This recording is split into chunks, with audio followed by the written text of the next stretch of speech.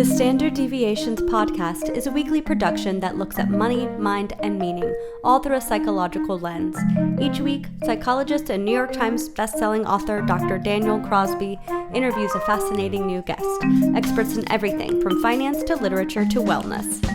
When was the last time you splurged on something when you knew it probably conflicted with one of your financial goals, like paying down debt or saving for future fun in retirement?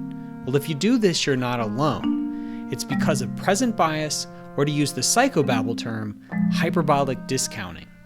As humans, we have a tendency to let the immediate rewards of the here and now win out over a desired future reality. To learn more, check out the Cash Stash Dash, a planning tool brought to you by the Guardian Network to see just how much your short-term spends might be impacting your longer-term financial goals. Play today by visiting www.livingconfidently.com/play.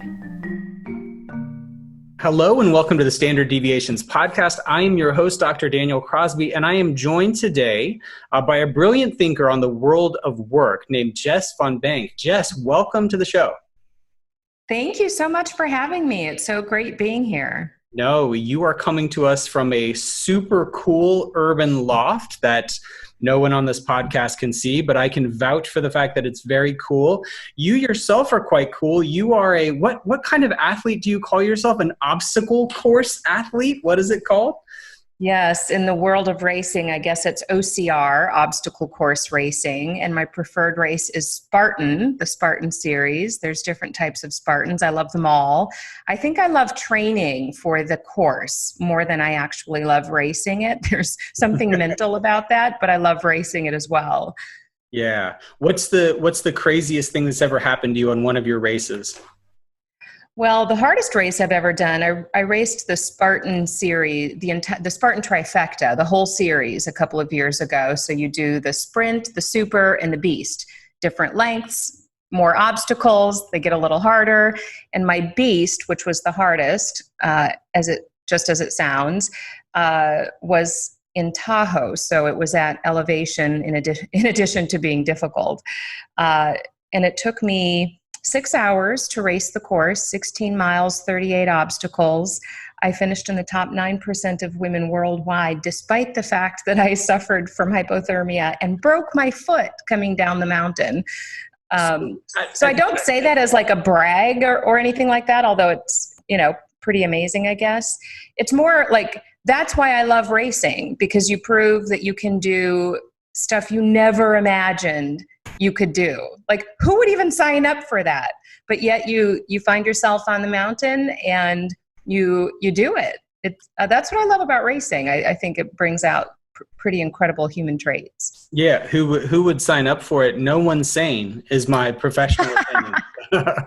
So you're not just a beast on the race course, though. You're a beast in the world of work. And that's why I've brought you here today, is because we find ourselves in a very strange, a very tumultuous time. And I wanted to talk with you about what we're all up against with respect to what will work look like in the future? What's the state of employment in this country? And I wanted to start off in the great financial crisis. I think one of the things that we saw is that companies for many years after just learned to do more with less. There were many, many rounds of layoffs, and then those things became kind of permanent. And I think for many years, the American worker, if you were lucky enough to have a job, the employer's attitude became in some cases like, when I say jump, you say how high, because you should be lucky to be employed. So what do you think will be the long-term changes to the world of work as a result of this most recent massive spike in unemployment? I think businesses, I don't know if it's so much about doing more with less or doing more with more or doing more, period. I don't think it matters. I think what businesses are figuring out is that they need to focus on the right thing. I think that prioritization and sequencing of activities and projects and technologies and solutions, whatever needs to happen inside the business, and getting really agile, learning to literally be dynamic in your planning and your execution, and being willing to change things on the fly, including what you're actually working on or what you're investing in and how you deploy your workforce. And that's the other thing I think is changing for the better, probably needed to change years ago. How we view the workforce, how we see total talent, who's available inside our workforce and outside of our workforce. Your business has goals, objectives, things that need to be accomplished, and who is available to do that work is still astoundingly a question mark for most business leaders. They simply don't have line of sight to the total and complete workforce available to them. The data isn't timely enough. It's not accurate enough. They don't know who's doing what inside the org. They can't even get an accurate head count at any given time. It actually takes weeks and weeks to get an accurate head count of full-time employees, gig workers, contractors who are doing work for your organization, if you're a big enough organization. So just getting timely data and timely insights about who is available to do what inside the business. And if that's not available to you, if you don't have that talent available to you and you have to procure that talent externally, I think that's going to look a lot different too. You're not necessarily going to hire direct, full-time, fully benefited employees like you did before. I think we've all realized we have lots and lots of options that are viable for the employer. You might want to hire more contractors, more gig, more freelancers. And guess what? Talent has also figured out how to get more flexible, how to be more nimble in how they keep themselves employed. They've had to, and they've learned they might actually prefer different employment relationships. So I think this is a good thing, the stirring of the talent pot, not the massive unemployment, but just simply the stirring of the talent pot and rethinking how we put people to work inside organizations has changed forever. We're never going back. It's changed forever. So don't think about return to work. I hate it when I hear people talking about return to work. Just think about how we get the right people into the business when you need them to do the right work. So it's easy for me to see from a corporate perspective how this sort of agility and dynamism benefits the corporation. It's harder for me to see how being part-time, being gig, needing to be agile and dynamic benefits individuals. Am I thinking about that the right way? Am I missing something? Or is this sort of a corporate benefit that happens at the expense of everyday people? Well, the other thing that needs to shift, if we think about shifting the definition and the nature of employment relationships, the other thing that necessarily has to shift is how we compensate and reward people. I might actually prefer to be co-employed. I might prefer to work for you for a period of time that we both agree is the right period of time. And I might actually prefer co-employment or being a contractor. But that also means I need to take care of my benefits. And we live in a country where we rely on employers for benefits. We just do, for medical insurance, for wellness benefits.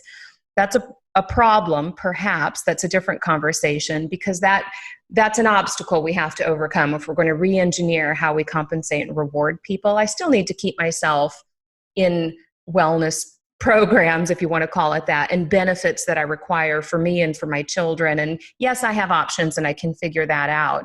And there's other things we rely on employers for too, for stability and financial security and all of that. So that needs to be rethought too. And it might still be the case that the majority of people prefer a traditional employment relationship. But for those who actually prefer options, I think it's really exciting to think about flexible compensation. What if I want a lower base salary and I want you to enrich my benefits, or I want you to pay for other things that are important for me because that's a better tax benefit to me? What if we just rethink everything we know about how we compensate and reward people to personalize it for me, make me the consumer, make employees the consumer once and for all? We keep talking about this in the world of work. Personalize the way you compensate and reward me. You can do that at scale. It's possible. It's being done, so that we have those kind of flexible options available to both of us. So are there any concrete examples, a business that's doing this well, a concrete example of a company that has learned how to personalize this compensation and benefit structure at scale? And what does that look like concretely?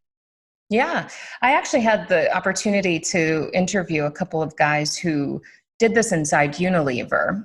They were on the Now of Work podcast that I do with Jason Averbook, and they developed this. They did this in-house for their own organization. So Unilever, massive global, multinational, multi-brand organization with tens of thousands of employees in different countries with different payroll situations, the most complexity you can possibly imagine. And they developed this inside Unilever, and they ended up spinning out the company independently so they could offer this, kind of flexibility and personalization outside the organization. So UFlex Reward, this isn't a commercial or anything like that, but that's a perfect example of taking something innovative and thoughtful, developing it and piloting, testing it, realizing that this is what the world of work needs, and then rolling that out so that others can benefit. So in my research around happiness and money and things like that, one of the things that we consistently find is that there are financial and other types of incentives that people think will make them happy that in fact do not. Like, are you seeing any of that? Are there any sort of, call them extra financial, beyond financial considerations when talking about compensating or rewarding people that actually sort of scratch this human itch that we have for wellness, for wholeness, that might not be dollars and cents? Yeah. And, that's a great question. And I always have to challenge myself when I have this conversation to think about more than professional, white collar, exempt level people with regular full-time jobs inside of organizations who might be college educated. I don't know why, but my inclination is to think about other people like me. But for the vast majority of the workforce, think about how prevalent small business is in America. We have lots and lots of small business owners and entrepreneurs and people who work for those businesses and people who work hourly positions. Multiple hourly positions. And so let's remember I won't say for the vast majority because I don't have the data, for lots of Americans, just getting their financial needs met, honestly, and not living paycheck to paycheck might be a goal. So starting to develop some savings and so that you've got some runway the next time something like March and April happens.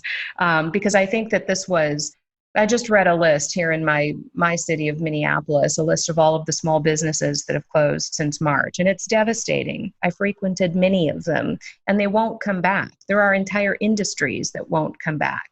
And so as people find their way back to work, I do think that basic financial security will be important to people. We've been stung in a huge way. Even people who remained employed might have taken cuts or given up things. And so we've all sort of figured out what we really can live with and what we really cannot. And I still think for a lot of people, just getting financial security and having confidence in their employer that we're going to be around together tomorrow is going to be really, really important moving forward. I also think 2020, you mentioned the financial crisis. We've had a health crisis. We're in the middle of a social crisis. I live in Minneapolis. Just last night, there was rioting down the street again from where I live.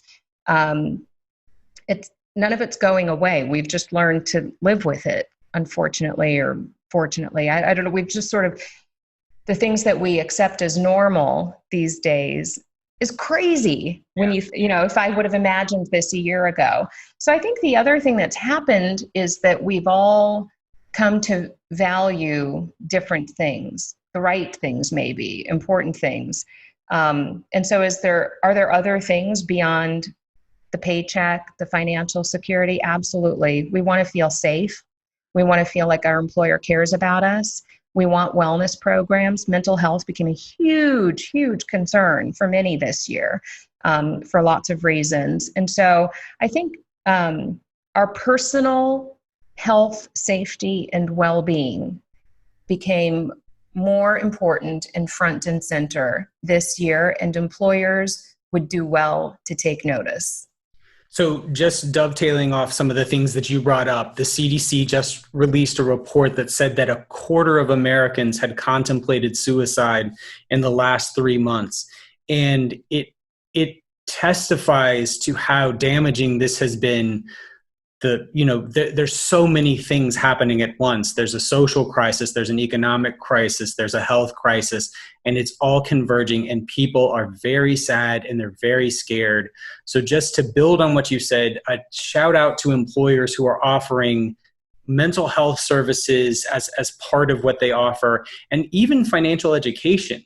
The American Psychological Association has noted every year since it started measuring it, which was about the year I was born, that money is the number one stressor in American families. And so if you're an employer that's providing mental health resources, or if you're providing sort of basic financial resources in terms of financial education, financial planning, and preparedness for your folks, you are doing them a huge service. Jess, if somebody's listening to this right now and they're one of the millions of Americans who are unemployed, what can they do to begin to get back on their feet? What practical tips do you have for people who are looking for employment at a time when millions and millions are unemployed? It seems very daunting right now. Yeah, and there's a lot of competition out there, right? And so I also happen to be a former recruiter. That was my first foray in the space of work and talent. I started in talent acquisition. And so I can give a couple of those tips as well. But first I'll say, depending on the industry you were working in, I really believe some industries just aren't coming back. I don't think the same verticals, the same industries are going to reconsume all of the talent they shed. It's just not going to happen in the foreseeable future. So if you worked in one of those industries, don't wait. Don't wait for your employer to figure out what they're doing next. You probably need to look, even if you built a long career and you felt really passionate about travel and tourism, I hope that you're looking at other areas where your skill set is just as valued. We are resilient, agile human beings with lots of skills and capabilities. Finally, let's start thinking about capabilities and character when we make hiring decisions, and not hard skills. I've done this work in this industry for this similar company before. We both need to sort of widen the lens of how we consider matching talent to opportunity. And so from the talent perspective, again, look outside of areas you might traditionally be used to thinking about for your particular skill set. And yes, there's tons of other people doing the same thing and vying for the same jobs. You do need to consider a job search to be like a full-time job. Really be methodical and strategic about it. Plan your day, conduct the right activities every day. Don't spray and pray your resume everywhere. Really be thoughtful about where you're submitting yourself. And then you really have to do this. I know it's not easy, especially if you're not naturally a gregarious, outgoing extrovert. You've got to find connections. You've got to build relationships. You've got to network, and you've got to find connections. It will shorten the cycle so much for you if you find people who can kind of walk your resume over to the hiring manager, or make the right introductions into an organization, or just coach you and help you understand how to navigate the organization. It really does help. And really, honestly, learn how to pitch yourself. You've got to have your elevator speech down, so that when you get that one opportunity, that one conversation, 5-minute intro, you make the most of it. And don't pitch. Really understand what skills make you valuable to an organization today. I'm telling you, it's resilience, agility. It's the ability to be adaptable in changing time. These are the things that businesses have figured out they need desperately right now. The people who were more valuable to them in times of crisis were those types of people. So if you've got those skills, you've got to sell them really, really hard. So if we are lucky enough to have held on to our jobs, and we have friends or loved ones who are looking, how can we be an advocate and a resource to them? Because I think that's something powerful we can do. And there's nothing better than being, a bridge to someone having meaningful employment. So what can those of us who are lucky do to help those who are searching?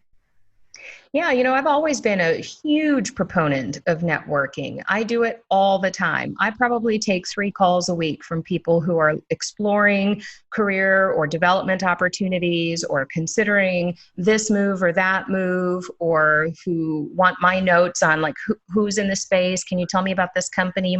I take any and every call like that. And I spend lots of time. Time is valuable. I'll spend an hour with someone sharing what I know because I'm a big believer in paying it forward. And so even if you're not a social if you're a social person and you leverage your social networks, obviously you've got lots of people in your network who see what you post, share stuff if you know about opportunities, or if you know companies that are great and they're hiring and they're if they've raised money. I tell all my friends, follow the money. Like, who's raising right now? You probably could go work there. So even just saying something like that to somebody who hasn't thought about adding that criteria to their job search probably helped them out a little bit. So if you're social, use the power of social networking. It's there for a reason. But even if you're not, just make yourself available. I'm a huge believer in networking, sharing all your best ideas, telling people what you know, what you don't know. I think that's a great place to start. Yeah, I had once heard that 80% of sort of professional jobs are procured through networking and some sort of personal introduction. And it is entirely consistent with my own experience. So don't confuse working hard with being effective. Focus first on that network and who you know, and follow the money. I really like that. Read the paper, see who just raised some money, and go knock on those doors. So now everybody is talking about this work from home renaissance. I have been doing this for a very long time, and so feel like I have it sort of figured out at this point, for better or worse. But let's talk about the pros and cons of work from home, in as much as it seems like many of us will be doing that for at least the next 6 to 9 months, and maybe much longer. The obvious upside, I think, is no commute. I live in Atlanta. Nobody wants to fight that traffic every day. But aside from that, what are some of the pros and cons that you see about this new work from home reality we find ourselves in? Well, it's not just a work from home reality. I've always, work from home, work from anywhere. Even, business travelers aren't traveling for business anymore, and probably won't for a while. So the whole idea of, we can do work from anywhere, I think there was always a trust issue that now we're having to address. We're having to just face it head on because we don't have an option. So employers who were concerned about employees being effective, productive, efficient, are they doing the laundry? Are they walking the dog? Are they watching the kids? Guess what? It doesn't matter. You better trust your employee to get work done when they can get it done for you. And so we're having to sort of put to bed old trust issues around, can we be effective? Can we do this? Can people actually work remotely? Guess what? They can. We knew it all along. Now we've proved it. So that's a good thing. It's complicated by the fact that most of us aren't just working from home. I happen to be solo today. Normally, I have 3 little girls crawling all over me while I'm trying to do work. I'm lucky. I work for an employer who appreciates and understands that. I have all the flexibility in the world to make that work for me, to make things work, to keep all the plates spinning in the way that I need to keep them spinning. And I'm not even homeschooling yet. In 2 weeks, I'll also be homeschooling. My kids aren't going back to school. They're 100% virtual. For at least the first stretch. So there's lots of complications with this. It's not a great experiment at all, because there are way too many changing criteria. But if it were an experiment, oh my God, I don't even know how we'd read these results. So it is complicated, but again, it's further proving the fact that humans are resilient, they're trustworthy, they're agile, they'll figure things out. We have to make work flexible. We have to deconstruct work and allow people to create their own production schedule, so to speak. When my kids go back to school, I'm shifting my weekends. When I don't have my kids, that's work time for me. And yeah, it's going to be on Saturdays and Sundays. Who cares? Who cares about the definition of business hours and weekdays and weekends and all of that? Because I need to create some pockets during the week traditional working days, working hours, business hours, where I need to be hands-on with 3 little kids in front of their own devices doing their own meetings. It's just my reality. So I love the fact that we're sort of forced to reconcile work and how it gets done. And again, trust has to be there. My employer trusts me to tear down and reconstruct what my work week looks like. Now, if I were customer facing and I had to take all kinds of client meetings during their business hours, that would be more difficult. And that is difficult for a lot of people right now. And I literally cannot read another article about the mass exodus of working women from the workforce. It kills me that may be a casualty, working women, because working moms, let's be fair and honest, are taking the brunt of this. Sure. So again, rethink that too. There are all kinds of balancing issues that we need to address to make sure that working moms aren't disproportionately screwed by the pandemic. Yeah, it's interesting. There's a phenomenon known as the second shift by the psychology researchers who study it, who find that women who work, equivalent schedules to their male partners, end up doing between 75 and 80% of the housework when they both return home at the end of the day. And so I think it is a call for employers to be sensitive to the needs of everyone, to maybe parents in particular and women in particular. It is just such an incredible reality. I wake up every morning and I spend the first 2 hours of my day reading Curious George with my son who's learning to read and doing 6-year-old math, doing 6-year-old math problems, then try and cram in some exercise because my gym is closed, and then, try and get ready for a day of work. So everyone has so much on their plate. I think it is a call to all of us, wherever we sit in the world of work, to just be a little bit patient and understanding. I was on a call the other day with a financial analyst who was holding a baby in his arms while breaking down, a deep analysis of an equity. And this baby was screaming in the microphone the whole time. And I wrote him afterwards and just said, "Hey, great job. Like, you did a great job in an impossible situation. This is the time for us to just take a deep breath, know that things are weird, and to give people the benefit of the doubt and to have that trust." I think that's the operative word, like you said. So, Jess, one of the things that I've read about, and this may be just fear-mongering, but I have, at least in the case of one friend, he works for an employer who is deeply, deeply sort of scrutinous of his work, requires him to log in, requires him to log out, how long is your lunch break? So how many employers are trusting and sort of assuming the best of their employees, or will this in some cases become a time for some employers to sort of crack down and invade the lives of their employees more than ever? Yeah, that's an interesting topic, because the number one priority or concern of every HR leader I've spoken with in the last few months is employee engagement. It's such a buzzword in our space, but true employee engagement, helping people feel connected to their work and each other, motivated to do good work. Morale is an issue because mental health is an issue. Like, for all kinds of reasons, like how people are feeling affects how they're able to produce work or not, the quality of that work.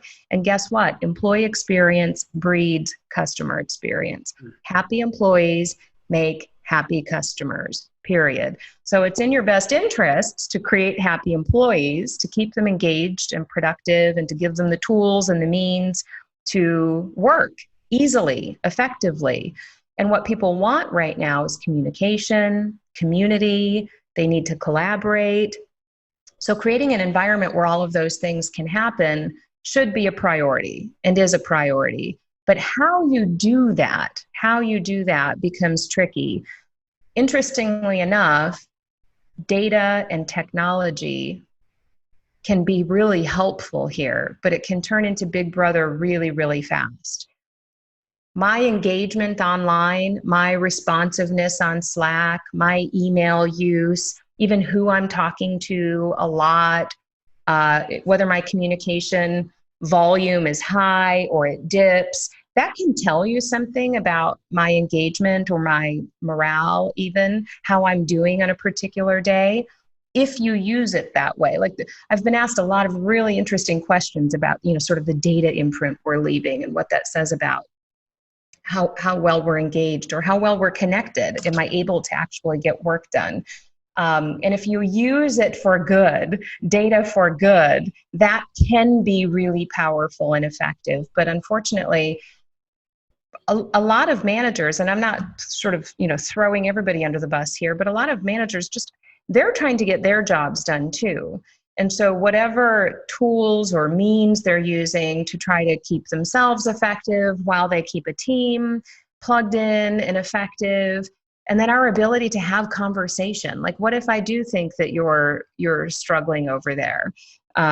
You're just not able to log in. You're late for meetings. Communicate. Your response time is low.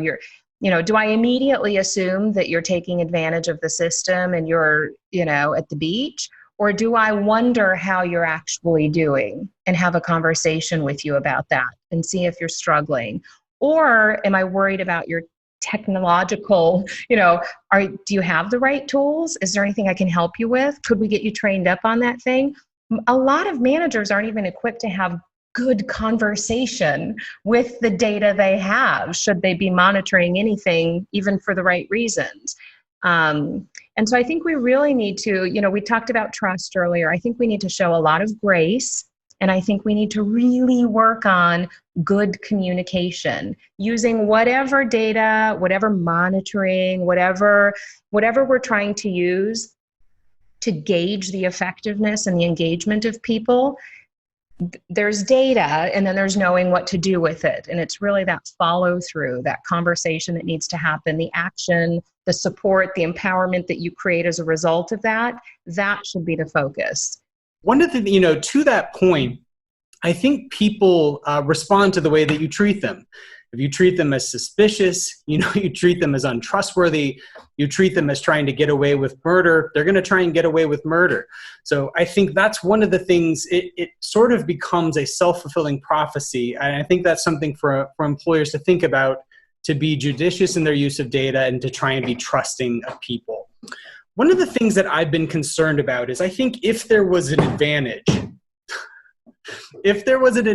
to working together, it's sort of that ideas percolate around the water cooler, that ideas sort of emerge and grow when a group of people get together in physical space and put their minds together.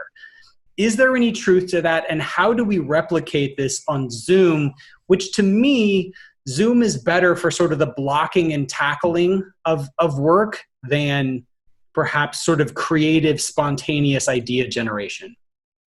Yeah, I do think that's a problem, especially, people who work in a role that requires creativity, collaboration, brainstorming. And as much as Zoom fatigue is a thing, it's real.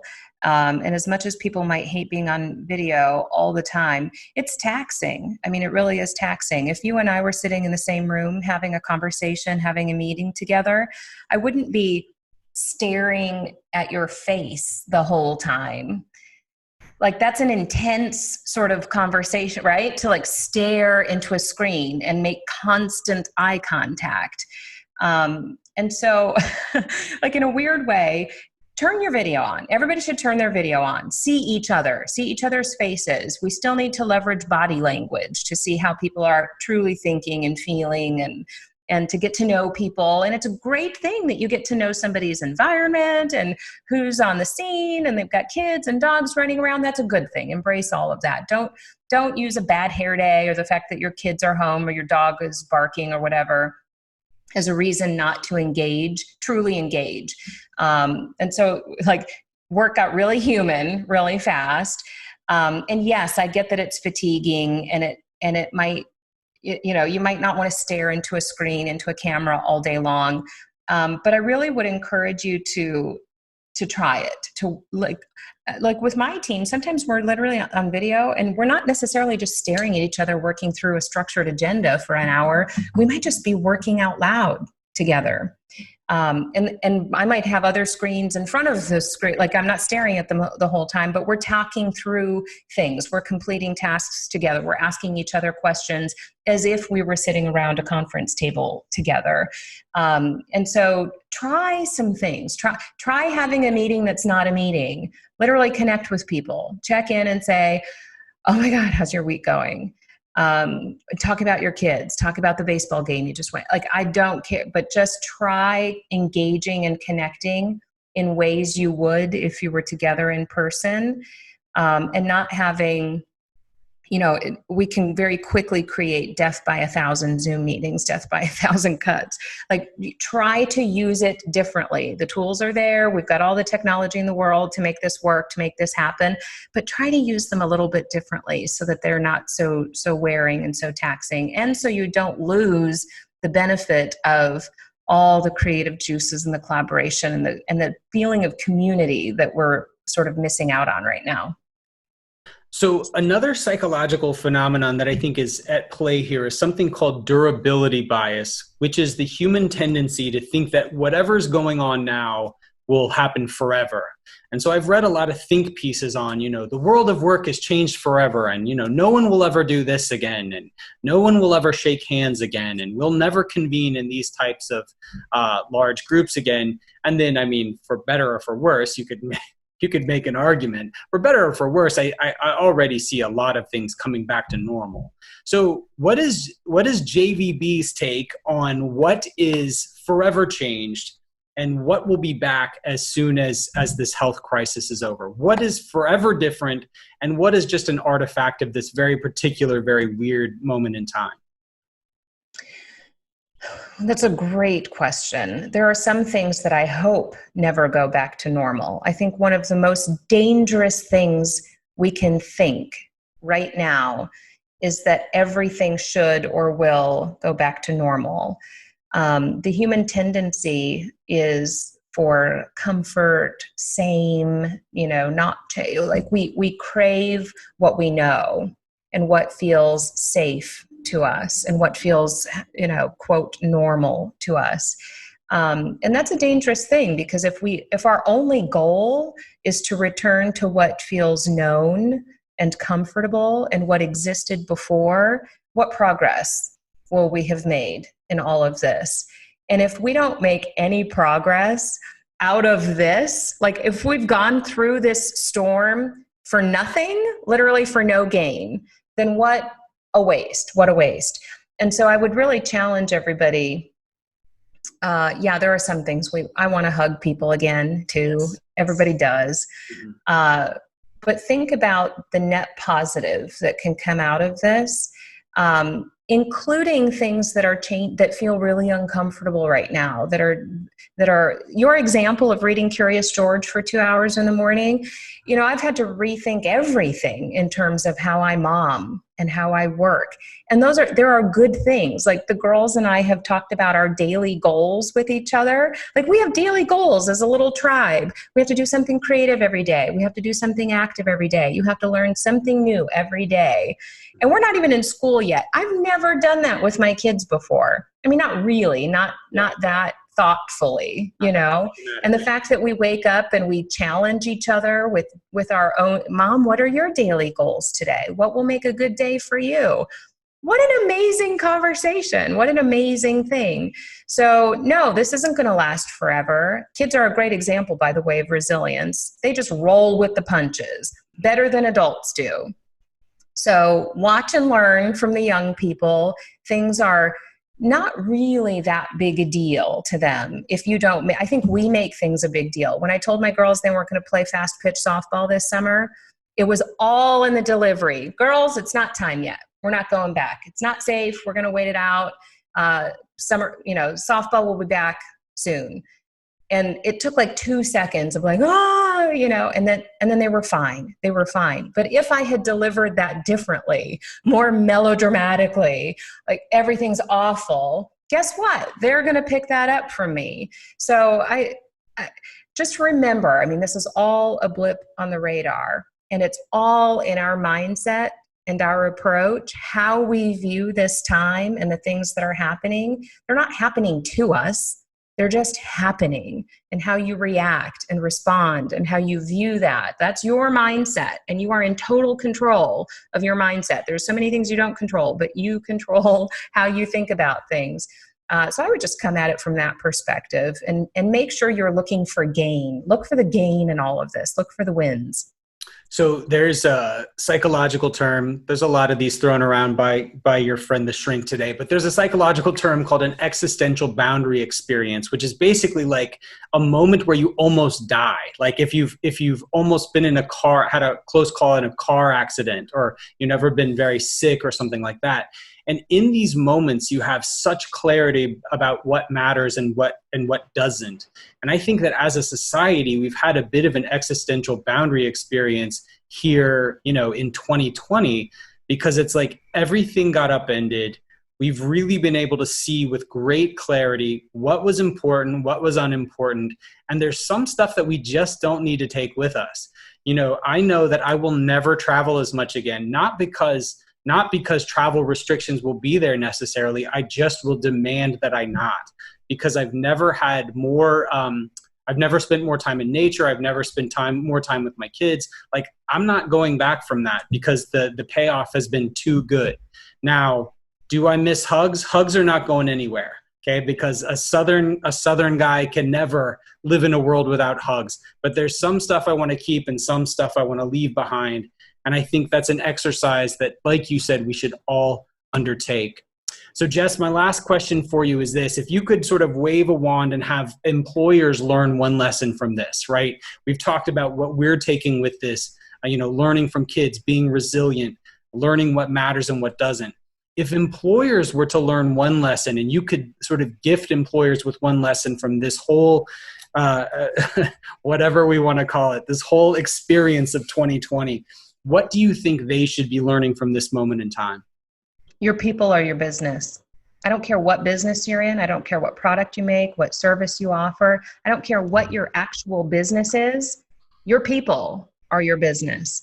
And if you focus completely, wholly, passionately on creating the best culture, environment, experience for the people you put on your payroll, you will be successful. Your customers will be happy. You will sell more stuff. You will do more things. You will beat the competition. You will recruit the best talent.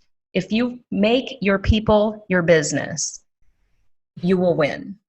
That's a lesson I couldn't agree with more, because this is a time where I think, unfortunately, some businesses could be learning the wrong lesson, right? They could be learning that people are expendable. They could be learning, who they could do without. But I have seen that time and again, when businesses put people first, they win in every way we can measure that. So Jess, thank you so much. If people are interested to follow your insights, to learn more about you, to run a race with you on a raggedy, broken foot, where can they find you?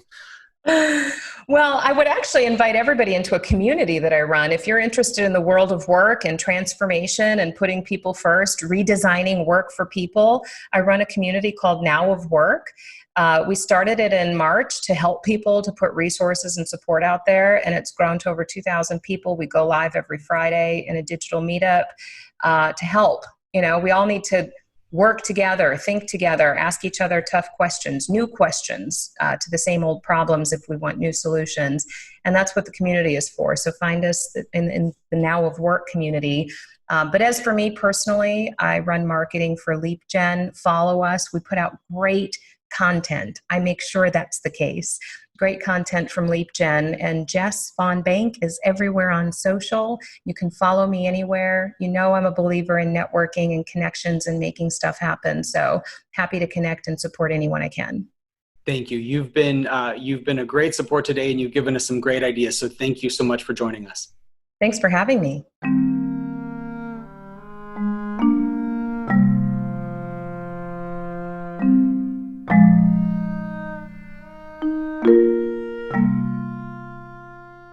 All opinions expressed by Dr. Daniel Crosby and podcast guests are solely their own opinions and do not reflect the opinion of or endorsement by the Guardian Life Insurance Company of America, Guardian, and its affiliates, subsidiaries, employees, and agents, including Park Avenue Securities and the Guardian Network.